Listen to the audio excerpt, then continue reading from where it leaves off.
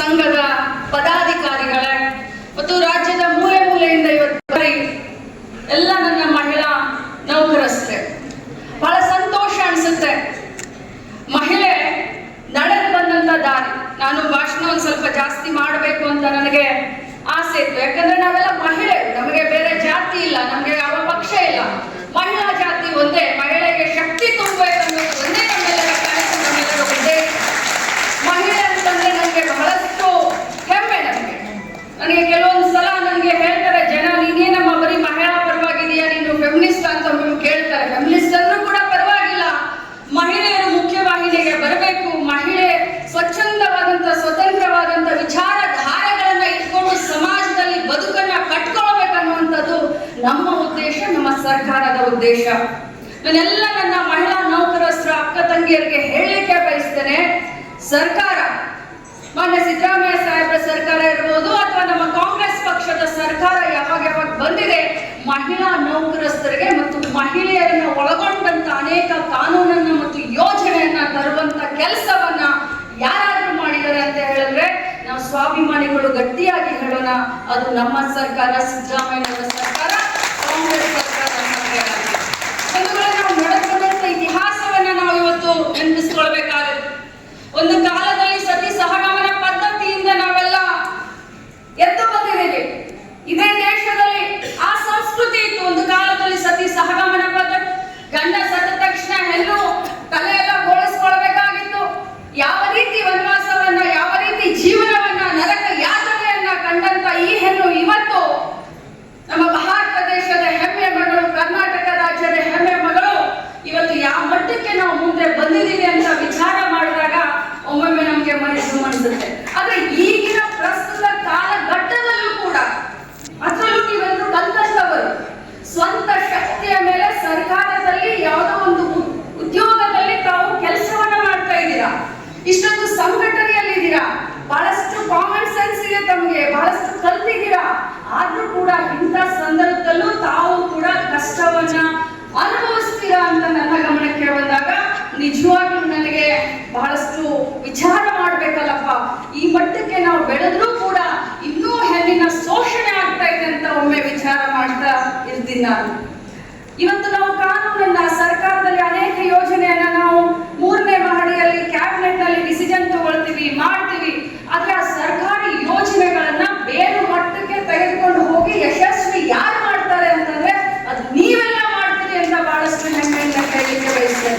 ಇವತ್ತು ಯಾವುದೇ ಸರ್ಕಾರಕ್ಕೆ ಒಳ್ಳೆ ಹೆಸರು ಬರಬೇಕಾದ್ರೆ, ಕೆಟ್ಟ ಹೆಸರು ಬರಬೇಕಾದ್ರೆ ಸರ್ಕಾರಿ ನೌಕರಸ್ಥರ ಪಾತ್ರ ಬಹಳಷ್ಟಿರುತ್ತೆ. ನನ್ನ ಮಹಿಳೆಯರಿಗೆ, ನನ್ನ ಅಕ್ಕ ತಂಗಿಯರಿಗೆ ಹೇಳಲಿಕ್ಕೆ ಬಯಸ್ತೇನೆ, ನಾನು ಮೊದಲೇ ಹೇಳದ ಹಾಗೆ ಇವತ್ತು ಪ್ರಸ್ತುತ ಬಹಳಷ್ಟು ಜನ ಮಾತನಾಡಿದ್ದಾರೆ. ರೋಶ್ನಿ ಗೌಡ ಮಾತಾಡಿದ್ದಾರೆ, ನಾಗಲಕ್ಷ್ಮಿ ಚೌಧರಿ ಮಾತಾಡಿದ್ದಾರೆ, ಮಾನ್ಯ ಮುಖ್ಯಮಂತ್ರಿಗಳು ಕೂಡ ಹೇಳ್ತಾರೆ. ಮಹಿಳಾ ಸಬಲೀಕರಣದ ನಮ್ಮ 5 ಗ್ಯಾರಂಟಿಯಲ್ಲಿ 3 ಗ್ಯಾರಂಟಿ ಮಹಿಳಾ ಸಬಲೀಕರಣಕ್ಕೆ ನಾವು ತೆಗೆದುಕೊಂಡು ಬಂದಿದ್ದೀವಿ. ಗೃಹಲಕ್ಷ್ಮಿ, ಶಕ್ತಿ, ಬಹಳಷ್ಟು ಅನ್ನಭಾಗ್ಯ. ಆದ್ರೆ ಅದರ ಜೊತೆಯಲ್ಲಿ ಮೊನ್ನೆ ನಡೆದಂತ ನಮ್ಮ ICDS ಕಾರ್ಯಕ್ರಮ 50 ವರ್ಷದ ಸ್ವರ್ಣ ಸಂಭ್ರಮವನ್ನ ಮಾಡಿದಂತ ಸಂದರ್ಭದಲ್ಲಿ ಹೊಸದಾಗಿ ಅಕ್ಕ ಪಡೆ ಅಂತ ಹೇಳಿ ಮಹಿಳೆಯರ ಸುರಕ್ಷತೆಗೆ ಆದ್ಯತೆಯನ್ನ ಕೊಡಬೇಕು ಅಂತ ಹೇಳಿ ಅಕ್ಕ ಪಡೆಯನ್ನ 31 ಜಿಲ್ಲೆಯಲ್ಲಿ ನಾವು ನಮ್ಮ ಇಲಾಖೆ, ಮಹಿಳಾ ಮಕ್ಕಳ ಕಲ್ಯಾಣ ಇಲಾಖೆ ಜೊತೆಯಲ್ಲಿ ಗೃಹ ಇಲಾಖೆಯ ಸಂಯೋಗದೊಂದಿಗೆ ನಾವು ಪ್ರಾರಂಭ ಮಾಡ್ತಾ ಇದ್ದೇವೆ. ಅತಿ ಶೀಘ್ರದಲ್ಲಿ ಅದರ ಬಗ್ಗೆ ಅರಿವನ್ನ ಮೂಡಿಸ್ಲಿಕ್ಕೆ ತಮ್ಮ ಸಂಘಟಕರಿಗೆ ಅದರ ಬಗ್ಗೆ ಏನೇನು ಇದಾವೆ, ಅದರ ಆಗು ಹೋಗುಗಳು ಯಾವ ರೀತಿ, ಅಕ್ಕ ಪಡೆ ಯಾವ ರೀತಿ ಕೆಲಸ ಮಾಡುತ್ತೆ, ಅಕ್ಕ ಪಡೆಯನ್ನ ತಾವು ಯಾವ ರೀತಿ ಬಳಸ್ಕೊಳ್ಬಹುದು ಅನ್ನೋದನ್ನ, ಆ ಸುತ್ತೋಲೆಯನ್ನ ತಮ್ಮ ಅಧ್ಯಕ್ಷ ಕೈಗೆ ನಾನು ಕೊಡ್ತೀನಿ. ತಮ್ಮೆಲ್ಲರಿಗೂ ಅಭಿನಂದಿಸ್ತೀನಿ. ಇನ್ನೊಂದು ಮಾತನ್ನ ಹೇಳಿ, ಯಾಕಂದ್ರೆ 12 ಗಂಟೆಗೆ ನಮ್ಮ ಕ್ಯಾಬಿನೆಟ್ ಮೀಟಿಂಗ್ ಇತ್ತು. ಆದ್ರೆ ಮಾನ್ಯ ಮುಖ್ಯಮಂತ್ರಿಗಳು ನೋಡಿ, ಉಪಮುಖ್ಯಮಂತ್ರಿಗಳು ಡೆಲ್ಲಿಗೆ ಹೋಗಿದ್ರು ಯಾವುದೋ ಒಂದು ಖಾಸಗಿ ಕಾರ್ಯಕ್ರಮದ ನಿಮಿತ್ತ. ಏರ್ಪೋರ್ಟ್ ಇಂದ ಸೀದಾ ನಮ್ಮ ಕಾರ್ಯಕ್ರಮ ಬಂದಿದ್ದಾರೆ ಅಂತಂದ್ರೆ ನಮ್ಮ ಮಹಿಳೆಯರು ಕೊಡುವಂತ ಒಂದು ಮರ್ಯಾದೆ. ಅದರ ಜೊತೆ ಮಾನ್ಯ ಮುಖ್ಯಮಂತ್ರಿಗಳು ಕ್ಯಾಬಿನೆಟ್ಗೆ 5 ನಿಮಿಷ ಹೆಚ್ಚು ಕಡಿಮೆ ಯಾವ್ದಾದ್ರು ಮಂತ್ರಿಗಳು ಬಂದ್ರೆ ವಾಚ್ ಕೊಡ್ಕೊಳ್ತಾರೆ, ನಮ್ಗೆಲ್ಲರಿಗೂ ಕ್ಲಾಸ್ ತಗೊಳ್ತಾರೆ. ಆದ್ರೆ ಇವತ್ತು ಸ್ವತಃ ಮುಖ್ಯಮಂತ್ರಿಗಳು 45 ನಿಮಿಷ ತಡವಾಗಿದ್ರು ಕೂಡ ಸುಮ್ಮನೆ ಕೂತ್ಕೊಂಡಿದ್ದಾರೆ ಅಂತಂದ್ರೆ ಮಹಿಳೆಯರಿಗೆ ಕೊಡುವಂತ ಗೌರವ, ಆದರ ಮತ್ತು ಸನ್ಮಾನ. ಒಂದು ವೇಳೆ ನಾವು ಯಾವತ್ತಿಗೂ ಸ್ವಾಭಿಮಾನಿಗಳು. ಬೇರೆಯವರು ನಮಗೆ ಏನಾದ್ರು ಒಂದು ಕಪ್ ಟೀ ಕುಡಿಸಿದ್ರೆ, ಬೇರೆಯವ್ರ ಮನೆಯಲ್ಲಿ ಹೋಗಿ ನಾವೇನಾದ್ರು ಒಂದು ಕಪ್ ಚಾ ಕುಡಿದ್ರೆ, ಟೀ ಕುಡಿದ್ರೆ ಅದು ನಮಗೆ ಋಣ ಆಗುತ್ತೆ. ಯಾವಾಗ ನಾವು ಅವ್ರನ್ನ ನಮ್ಮ ಮನೆಗೆ ಕರೆದು ಟೀ ಜೊತೆಯಲ್ಲಿ ಉಪಮಾನ ಕೊಟ್ಟಾಗ ನಮ್ಮ ಋಣ ಕಡಿಮೆ ಆಗುತ್ತೆ ಅಂತ. ಆದ್ರೆ ಇವತ್ತು ಒಂದು ಮಾತನ್ನ ಹೇಳಲಿಕ್ಕೆ ಬಯಸ್ತೇನೆ, ಅಲ್ಲಿಂದ ಇಲ್ಲಿಯವರೆಗೆ ಕಾಂಗ್ರೆಸ್ ಪಕ್ಷ ಮಹಿಳೆಯರ ಬಗ್ಗೆ, ಮಹಿಳೆಯರಿಗೋಸ್ಕರ ಇದ್ದಂತ ಸರ್ಕಾರ ಮಾಡ್ತಾ ಇರುವಂತಹ ಯೋಜನೆಗಳು ನಾವು ಕೃತಜ್ಞತೆಯನ್ನು ಸಲ್ಲಿಸಬೇಕು.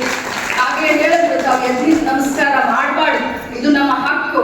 ಆ ಹಕ್ಕನ್ನ ಇವತ್ತು ಋತುಚಕ್ರ ರಜೆಯನ್ನ 1 ವರ್ಷಕ್ಕೆ 12 ದಿನ, ಪಾಪ ರೋಶ್ನಿ ಓದ್ಬೇಕಾದ್ರೆ ಏನೋ ಹೆಚ್ಚು ಕಡಿಮೆ ಮಾಡಿದ್ರು.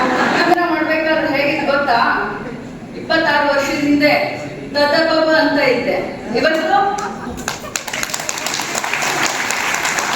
ಹಾಗೆ ಪಾಪ ಪ್ರಯತ್ನ ಮಾಡಿದ್ರು, ಪ್ರಯತ್ನವಾದಿಗಳಿದ್ದಾರೆ. ನನ್ನ ಇಲಾಖೆಯಲ್ಲಿ ಈ ಮಹಿಳಾ ಡಾಕ್ಟರ್ ಸಂಘಕ್ಕೆ ಒಂದು ಆಫೀಸ್ಗೆ ಮಾನ್ಯ ಹೊರಟ್ಟಿ ಸಾಹೇಬರು ಹೇಳಲಿಕ್ಕೆ ಒಂದು ಆಫೀಸ್ ಅನ್ನು ಕೊಟ್ಟಿದ್ದೇನೆ.